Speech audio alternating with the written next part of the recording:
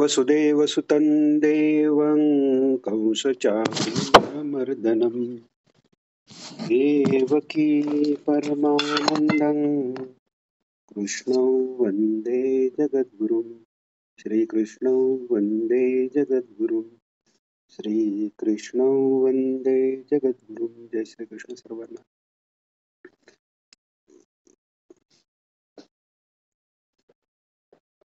शुक्रवारी आपण 13वा अध्यायाचे गुरुवारी आपण 13वा अध्यायाचे भूमिकेसाठी काही मूलभूत जे कन्सेप्ट आहेत, म्हणजे जे काही नित्य काय, अनित्य काय किंवा क्षेत्र काय, क्षेत्रज्ञ काय हे कळण्यासाठी आणि सृष्टीची निर्मितीचाही जो एक सिक्वेन्स आहे, म्हणजे जो एक क्रम आहे, तोही आपण गुरुवारी समजून घेतला. आणि शुक्रवारी आपण भगवंतांनी केलेलं क्षेत्र आणि क्षेत्रज्ञाची व्याख्या पाहिली. त्याच्यानंतर क्षेत्राचे जे सगळे विकार आहेत, विकार याचा अर्थ विकृती याचा अर्थ आपण एखाद्या ह्याच्यात काही डिफॉर्मेशन आहे किंवा अशा ह्याने घेतो, जो एका म्हणजे अर्थ बरोबर असला तरी तो संकुचित एक प्रकारचा अर्थ आहे. विकृती म्हणजे बदलणं, जे मूळ रूप आहे त्याच्यात होणारा बदल याला विकार म्हणतात. आणि ते बदल होऊन जे शेवटी जे त्याचं स्वरूप येतं ते किंवा जो बदल जो घडतो ती विकृती झाली. तर क्षेत्राच्या ठिकाणचे जे विकार आहेत, म्हणजे ज्या ज्या गोष्टी बदलणाऱ्या आहेत, क्षेत्र हे बदलणारच आहे, कारण क्षेत्र हेच शरीर आहे आणि क्षरते इति शरीरा, तसं ते हळूहळू नाशाकडे जाणार आहे आणि बदलाच्या द्वारे हेही आपण मागे पाहिलं. म्हणूनच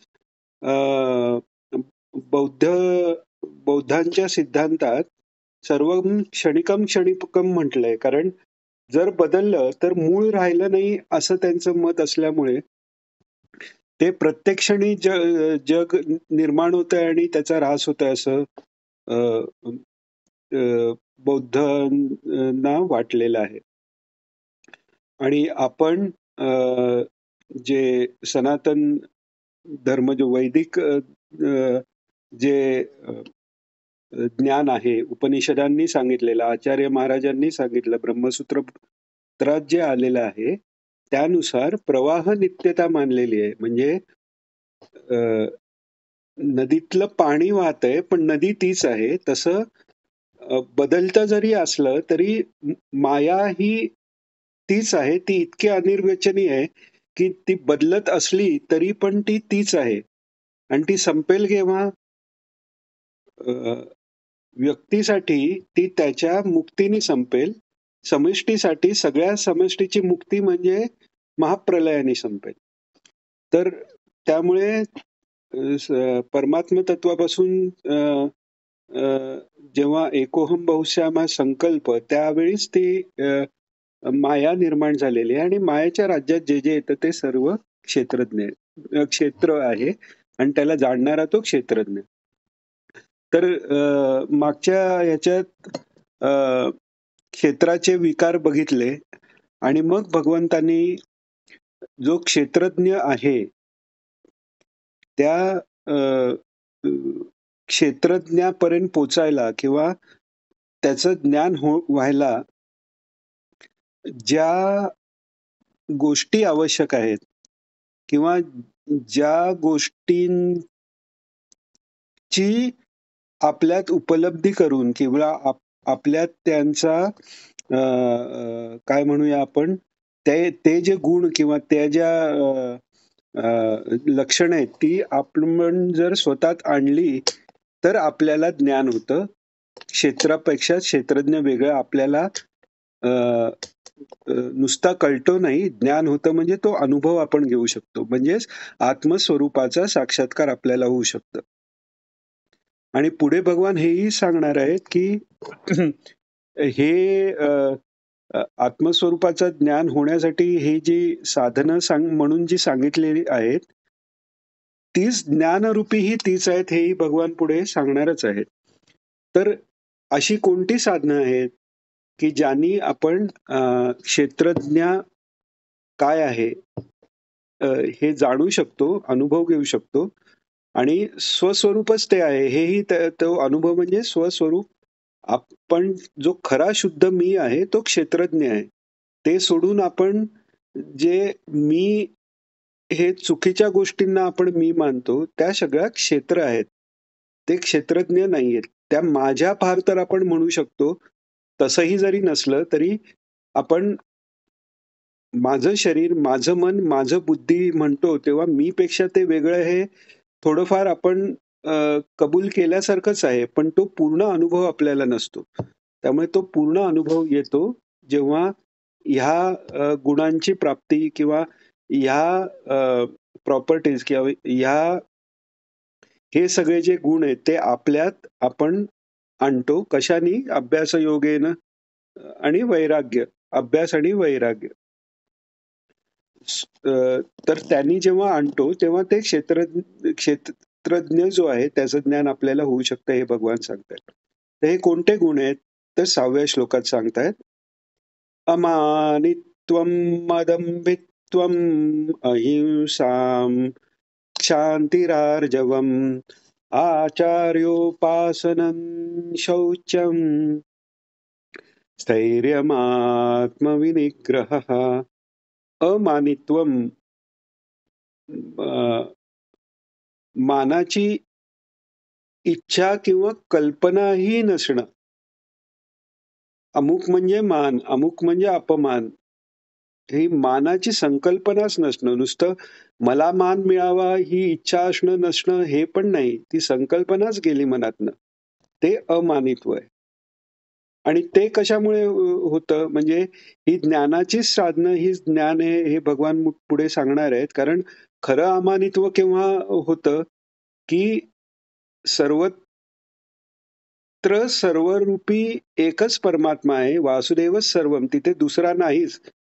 मान द्यायला दुसरा कोणतरी पाहिजे. मान घ्यायला दुसऱ्या कोणीतरी दिला पाहिजे. तिथे वासुदेवच सर्वम असल्यावर तिथे मी असा कोण नाहीच. तिथे मान देणारच कोण कशाला? म्हणजे एक तर दुसरा नाही आणि मीही नाही. फक्त वासुदेवच जो आहे सर्वत्र. त्यामुळे अमानित्वम झालं. दंभ ही सत्कर्म करणं, ते मी केलंय दाखवण्यासाठी करणं हा दंभ आहे.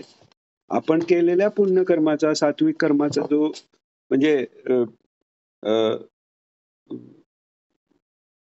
पुण्यकर्माचा आपण जेव्हा ते तोंडानी दुसऱ्याला सांगतो किंवा ते दुसऱ्यांनी आपल्याला आपण धार्मिक आहोत म्हणावं किंवा कोणाचे तरी लेखी आपण योग्य आहोत हे ठरावं याकरता जेव्हा होतो तो दंभ आहे. इथे दुसरा कोणीच नाही, कोणाला इम्प्रेस करायचंच नाहीये. त्यामुळे अदंभित्व, अहिंसा. दुसरा असला तर हिंसा होणार. दुसरा कोणी नाहीच. त्यामुळे हिंसा शब्दांनी, वाचेनी सुद्धा तो महात्मा हिंसा करू शकत नाही. त्यामुळे ही ज्ञानाची जी लक्षणं आहे, तोच आपल्यासाठी अभ्यास म्हणून भगवंतांनी सांगितलंय. अमानित्व, अदंभित्व, अहिंसा, शांती. शांती ही आपण मागच्या वेळी पाहिलं, की नुसती क्षमा नाही. क्षमा म्हणजे चला यांनी माझी काही चूक केली, पण मी त्याला क्षमा करतो. शांती म्हणजे कोणाची काही चूक झाली आणि मी क्षमा करतो हीही भावना नाही. क्षमा करायसाठी आधी आपलं काहीतरी वाईट झालं हे मनात यायला पाहिजे. म्हणजे तिथे मनाची शांती गेली. त्यामुळे शांती याचा अर्थ शांती न गेल्यामुळे मनाची जी स्वाभाविक क्षमा झालेली आहे ते. म्हणजे दुसऱ्यांनी आपलं वाईट केलंय ही वृत्तीच निर्माण न होणं ही शांती झाली. आणि शेवटचं म्हणजे आर्जवम. आता शांतीचा अर्थ जनरली सगळीकडे क्षमा म्हणून केला जातो. पण क्षमा आणि शांती ह्याच्यात हाच फक्त शब्द आहे, की शांतीत जसं आपण सहनशीलता आणि तितिक्षा वेगळं म्हणतो. सहनशीलता म्हणजे दुःख होतंय आणि मी ते सहन करतोय. पण तितिक्षा म्हणजे ते मला दुःख होतंय ही भावनाच नाही. तसं हे क्षमा आणि शांतीत तोच एक्झॅक्टली फरक आहे. आणि आर्जव. आर्जव म्हणजे अ, समोर कोण आहे किंवा अ, अ, एखादी परिस्थिती काय आहे, त्याप्रमाणे बोलणं बदलणं हे धोरणीपणा असेल किंवा हे एखादी धोरण तयार करण्यासाठी असेल. पण सगळ्या परिस्थितीत सरळपणा धरणं हे आर्जव आहे. मन, वाणी इत्यादीचा सरळपणा, रुजुता आहे, आर्जव आहे ते. तर असा सरळपणा मनाचा आचार्योपासनम, आचार्यांची उपासना, गुरूंची उपासना आहे.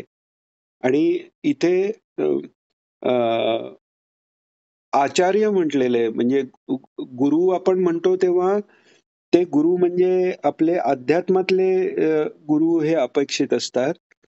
आचार्य म्हटल्यावर कोणतीही विद्या आपल्याला कोणाकडेही मिळाली, तर त्यांची उपासना म्हणजे त्यांच्याबद्दल कृतज्ञता आणि जे आपले गुरु आहेत त्यांची सततची उपासना, असं दोन्ही दृष्टीने हे घ्यावं लागतं आपल्याला. तर तशी गुरु उपासना चालू ज्याची आहे, शौचम अंतर्बाह्य शौच हे आपण पाहिलं का?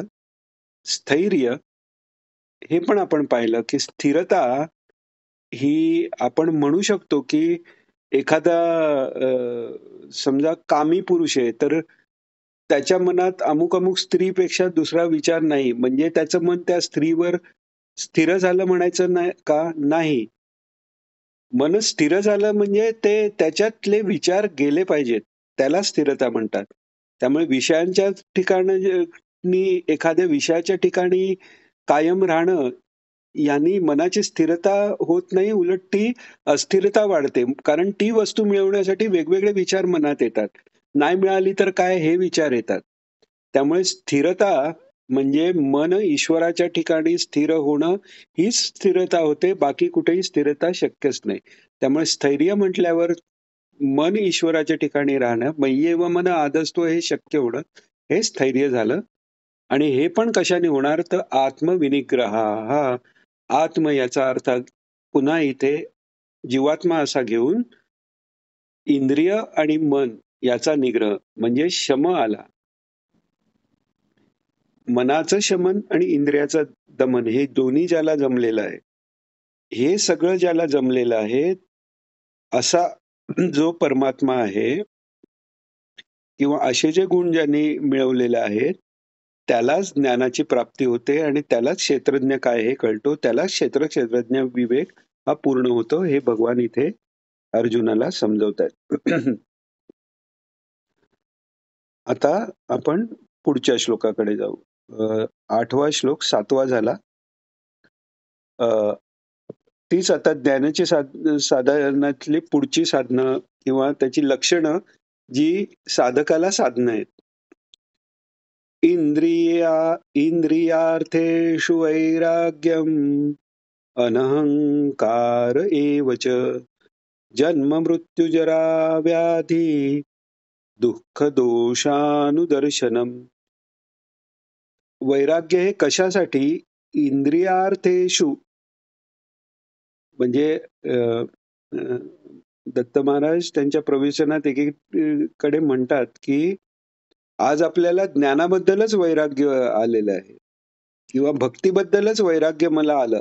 असं जो म्हणतो, की सगुण पूजेबद्दल मला वैराग्य आलं, मी निर्गुणात रमतो. हे वैराग्य अपेक्षित नाहीये किंवा हे वैराग्य नाहीच आहे. आणि म्हणून भगवंत मुद्दामून सांगतात, की वैराग्य कसं?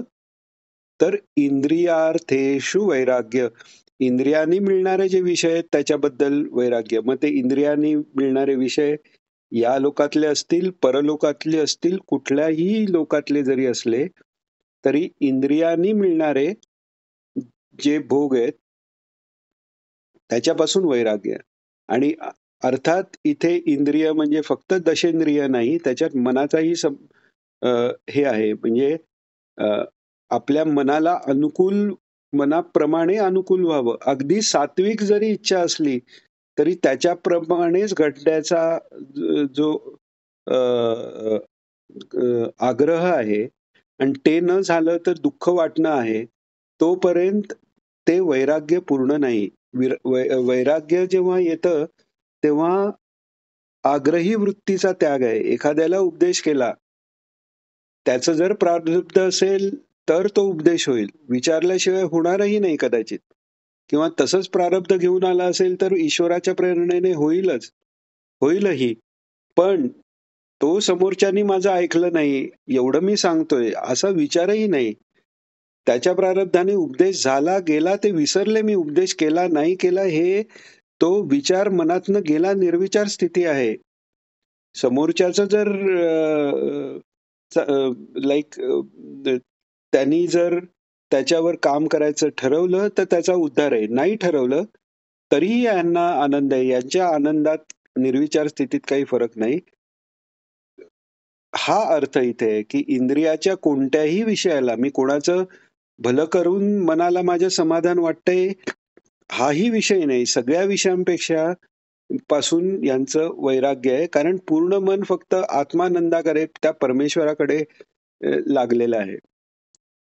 आणि मन अहंकार एवच म्हणजे मनहंकार एवच म्हणजे अ, अ, अनहंकार म्हणजे अहंकार रहित वृत्ती त्याची झालेली आहे. म्हणजे वैराग्यम हे झालं आणि अनहंकार एवच. तर वैराग्य पाहिजे, अनहंकार वृत्ती पाहिजे. बऱ्याच वेळा सातत्य दाखवण्यासाठी काही काही महत्वाच्या गोष्टी या निगेटिव्ह टर्म्समध्ये सांगतात जातात.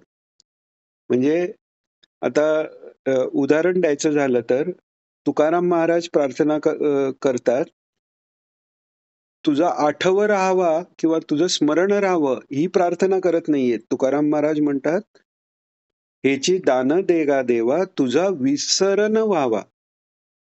विसरण व्हावा म्हणजे कधीच विसर नाही व्हायला पाहिजे. म्हणजे कायम स्मरण आहे. तसंच म्हणून अहिंसा म्हणजे कधीही हिंसा न व्हायला पाहिजे ह्याच्यासाठी अ, अ, अ, अहिंसा हा शब्द आहे. तसं इथे अनहंकार आपण अ, अ, पाहतो व्यवहारात काही वेळेला एखादा माणूस शांत असतो, कुठे कोणी काही बोललं तरी तो काही म्हणत नाही. त्याचा अहंकार दुखावला जात नाही किंवा तो निरहंकारी आहे आपण म्हणतो. पण निरहंकारी म्हणजे कोणत्याही काळात त्याचा अहंकार नाहीये.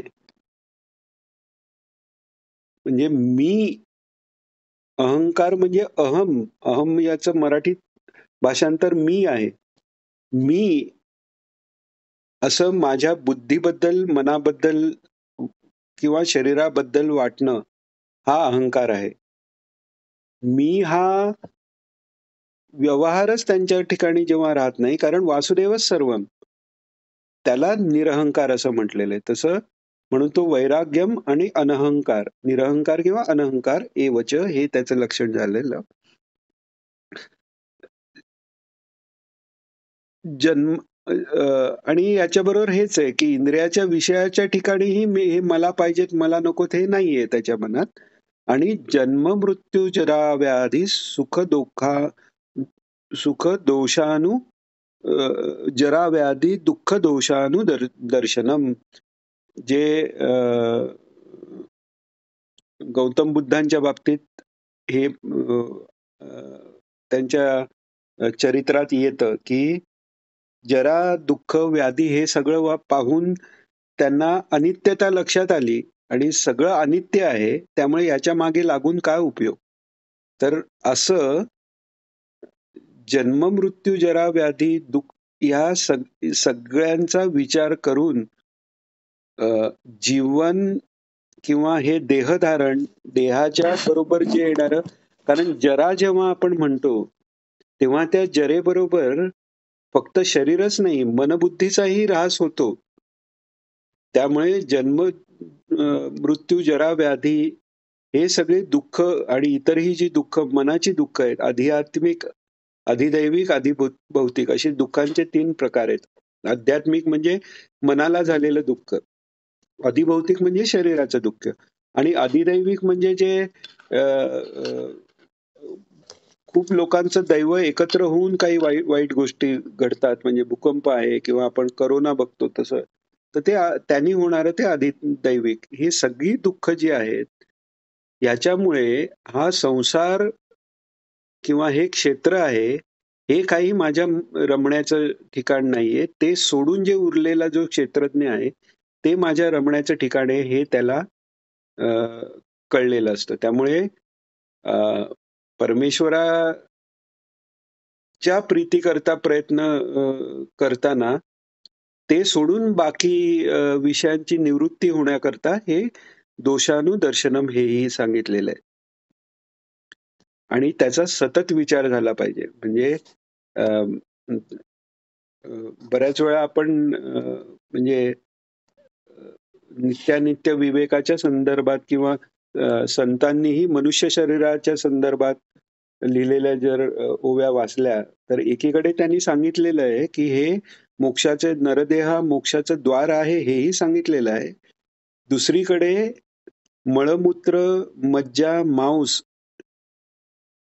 आणि अमंगल अ, अशा अ, अ, द्रवात 9 महिने राहून त्याच्यातून जो बाहेर आलेला जो देह आहे, तो मंगल कसा असेल हेही सांगितलेलं आहे. आणि ते का सांगितलेलं आहे? तर पहिलं पहिलं आणि दुसरं हे परस्पर विरोधी वाटेल. पण पहिलं जे सांगितलेलं आहे, की हा जरी अमंगल असला, तरी ह्यातनंच पुढे जाण्यासाठी बुद्धिरूपाने आपल्याला ईश्वराने एक वरदान दिलेलं आहे. ती बुद्धी ईश्वराकडे लावून आपलं कल्याण करून घ्यावं. पण याच देहातच रमायचं असेल, तर तो अमंगल कसा आहे? कारण तो या सगळ्यातनं, या सगळ्या पंचमहाभूतातल्या ह्या सगळ्या म्हणजे घाणेरड्या पदार्थाचा बनलेला आहे. असं होऊन त्याच्याबद्दलचं जे प्रेम आहे, आपण आरशात पाहतो. प्रत्येकाला आरशात पाहून ते आरशातलं रूप नीट दिसावं ही जी आपल्याला भावना राहते, कारण त्या देहाबद्दल, त्याच्या बाह्य रूपाबद्दल आसक्ती आहे. म्हणून हा सगळा त्याच्यातही दोष बघण्यासाठी हा सगळा विचार संत महात्मे करतात. आपल्या ओव्यांमधनं ते सांगतात, आपल्यालाही करायला लावायसाठी. त्यामुळे सगळ्या जीवनातल्या दुःख-दोषाचा विचार जर सतत केला, तर त्याच्यापासून वैराग्य होणं सोपं जाईल. म्हणून हा अभ्यास भगवंत इथे सांगतात. पुढे सांगतात भगवान, असक्तिरनभिष्वङ्गः पुत्रदारगृहादिषु नित्यैः च समचित्तत्वम् इष्टानिष्टोपपत्तिषु. असक्ती, आसक्ती आणि असक्ती. तर असक्तीच्या विरुद्ध आसक्ती आहे. म्हणजे आसक्ती हे त्याच्याबद्दल वाटणारे अटॅचमेंट आपण म्हणतो. सक्त होणं म्हणजे त्याच्याशी जोडून जातं. आ आ म्हणजे जोडणं ज्याच्यामुळे वाढतं, ती आसक्ती म्हणजे ते अट्रॅक्शन. तर त्याच्या विरुद्ध ती असक्ती. त्यामुळे असक्ती आणि अ, अ, एक तर म्हणजे आसक्तीच्या विरुद्ध झाला. आणि अनभिष्वंगाः. अनभिष्वंगाः म्हणजे ममता त्याच्याबद्दल नसणं. म्हणजे आता ह्या दोन वेगळ्या का गोष्टी सांगितल्या आहेत, की समजा आपण रस्त्यातनं चाललेलो, एक सुंदर फूल आहे, तर आपण त्याच्याकडे आसक्त होतो. पण त्याच्यावर ममत्व असेलच असं नाही. व्हेअरएज आपलं मूल दिसायला कुरूप असलं, तरी त्याच्यावर ममत्व आपलं आहे. म्हणून या दोन गोष्टीत थोडासा फरक असल्यामुळे आसक्ती आणि शिवाय हे ममत्व म्हणजे म्हणजे आसक्ती रहित असणं आणि ममत्व रहित असणं, असं दोन्ही यांनी सांगितले. आणि कोणाबद्दल? तर पुत्रदारा गृहादिषु. आता पुत्रदारा गृहाबद्दल ममता नाही वाटली पाहिजे, म्हणजे मग बाकी चुलत भाऊ, मामे भाऊ, सक्का भाऊ ह्याच्याबद्दल नाही वाटली पाहिजे, हे वेगळं सांगायची गरजच तिकडे राहिलेली नाही. आणि नित्यैच समचित्तत्वम इष्टानिष्टोपपत्तीषु पत्तीषु, म्हणजे इष्ट झालं किंवा अनिष्ट झालं. आता इष्ट आणि अनिष्ट हे देहासंबंधीनी, मनाच्या संबंधाने आहे. हे असं नाही की इष्टनिष्ट अनिष्ट हे मुक्ती किंवा मुक्ती न मिळणं किंवा ईश्वर प्राप्ती किंवा न होणं याच्याबद्दल फक्त नाही, याच्याबद्दल नाहीये. आणि खरं तर ज्ञानाच्या उच्च अवस्थेत त्यांना मुक्ती किंवा मुक्ती नाही हा भेदच राहत नाही. तिथे तर तो काही प्रश्नच येत नाही. त्यामुळे इथे इष्टानिष्ट हे जीवात्म्याला जे जनरली सुख हवं किंवा नको वाटतं त्याच्या बाबतीत समत्व अ, असणं. म्हणजे जे स्थितप्रज्ञाची लक्षण आहे, लाभालाभौ जयाजयो, सुखेषु अनिद्विग्नमना, दुःखेषु विगतस्पृहा, हे सगळं यात अ, इष्टामिष्ट इष्टानिष्टोपपत्तीषु मध्ये आलं. तर या सगळ्याही गोष्टीत म्हणजे यात काय काय आलं, की कुटुंबाच्या ठिकाणी आसक्ती, ममता आणि आपल्या गृहादिषु, आदिषु म्हणजे इत्यादी सगळं आले. म्हणजे त्याच्यात आपण कमवलेले धन हाही भाग आला. याच्याबद्दल आसक्ती नसणं. अ, दुसरं आणि दुसऱ्या ह्याच्यात जे सांगितलं तसं, की अ, इष्टनिष्टबद्दल समचित्त ठेवणं आणि हे एकदाच नाही, नित्य म्हणजे तो स्वभाव बनून जाणं. हे त्याचं ज्ञानाचं लक्षण आहे आणि तो साधकासाठी अभ्यास आहे पुन्हा. आणि आता महत्वाचा श्लोक सांगतायत. हे सगळं झालं आणि हे सगळं होण्यासाठी पण आणि हे सगळं झालं तरीही जे आवश्यक आहे ते पण म्हणजे काय? अशी कोणती गोष्ट आहे? तर ते 10व्या श्लोकात भगवंत सांगतायत, की मयि चानन्ययोगेन भक्तिरव्यभिचारिणी विविक्तदेशसेवित्वं रतिर्जनसंसदि. मयि च अनन्ययोगेन, मयी अनन्ययोगेन म्हणत नाहीयेत, मयी च अनन्ययोगेन. म्हणजे इथे हा च प्रत्यय दोन वेगवेगळ्या ठिकाणी लावता येतं.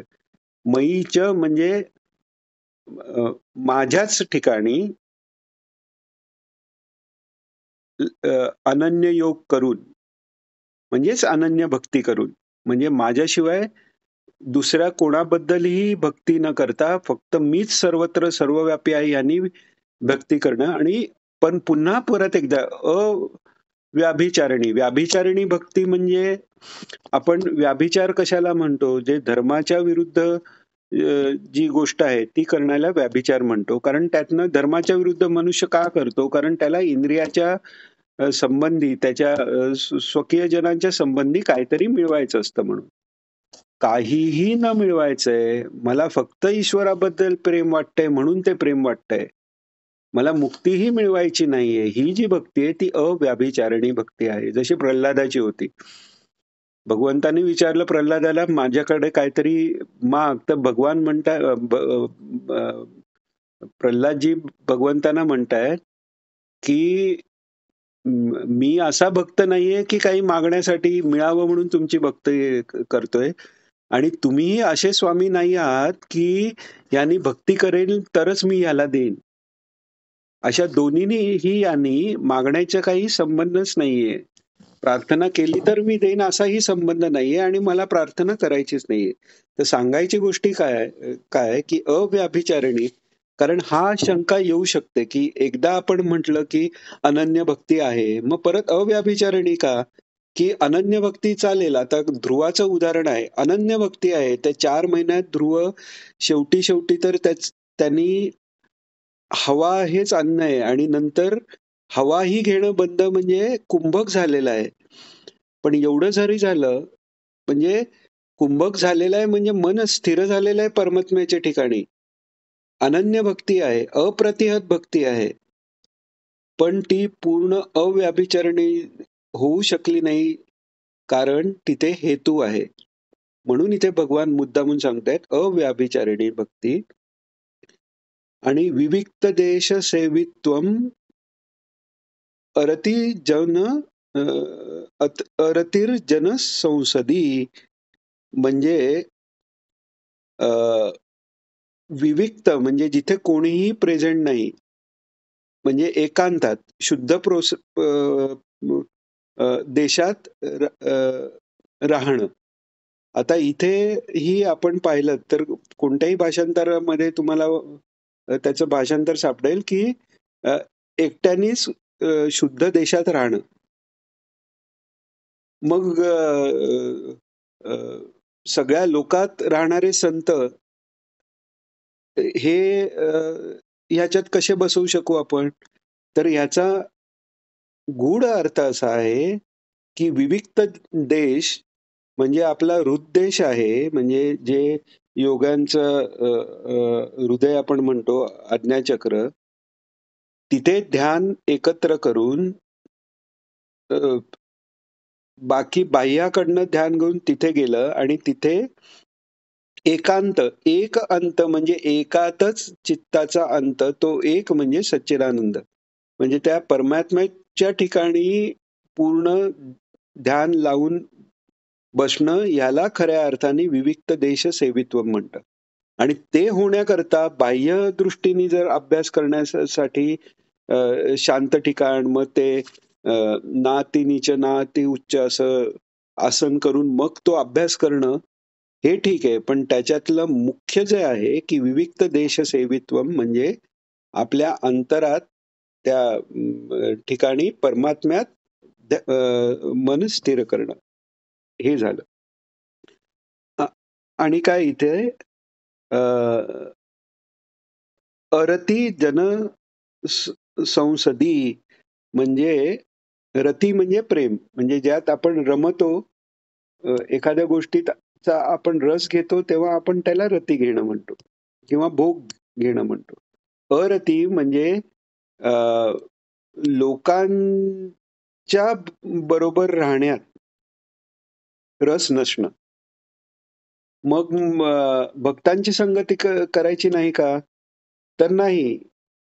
सगळं संघाला पासून मोकळं करणारा हा सत्संग आहे. आणि जेव्हा आपण सत्संग करतो, जेव्हा भक्त एकत्र भेटतात, तेव्हा ती संगती माणूस माणसाची करत नाहीत. दोन भक्त जर एकत्र येऊन हवा पाण्याच्या गोष्टी करतील, तर ती सत्संगती नाहीच आहे. तिथे येऊन परमात्म्याचा विषय निघतो. म्हणजेच तिकडे विविक्त देश सेवितच आहेत ते. त्या दृष्टीने ते विविक्त देह सेवितच आहेत. मला लोकी मानावा, मला लोकी पूजावा, हे दत्त महात्म्यात आलेले, की असा जो भाव धरतो, तर तो भाव नाहीये इथे. तिथे सगळ्या जनरूपी ईश्वरच आहे, हा ईश्वराचा संघ आहे. जनाचा संघ किंवा जनानी मला मोठं म्हणावं किंवा लोकात माझी प्रसिद्धी व्हावी, हा भाव नाहीये. हे इथे अरती संसदी याचा हा अर्थ आहे. आणि आपण मागे मगाशी बघितले तर तो जो च आपण लावला अनन्य योगेनं, तो मयीच हा मीच अशा ह्यानी पण लावता येतो. आणि अनन्य योग आणि भक्ती इथे पण चो म्हणजे च म्हणजे व, अनन्य योग आणि अव्याभिचारिणी भक्ती, या असा राहणारा, अशा दृष्टीने त्याचा अर्थ करून विविक्त देश संन्यासी, म्हणजे जो तद्धाम परम मम, तो जो देश आहे म्हणजेच ईश्वराच्या ठिकाणी अ, कायम चित्त राखणं, हे इथे सांगितलं.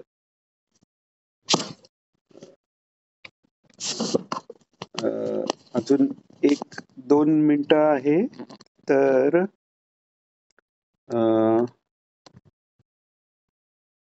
मला वाटतं आता हा आपण पुढचा श्लोक उद्या घेऊ. आज आपण इथेच प्रार्थना घेऊ.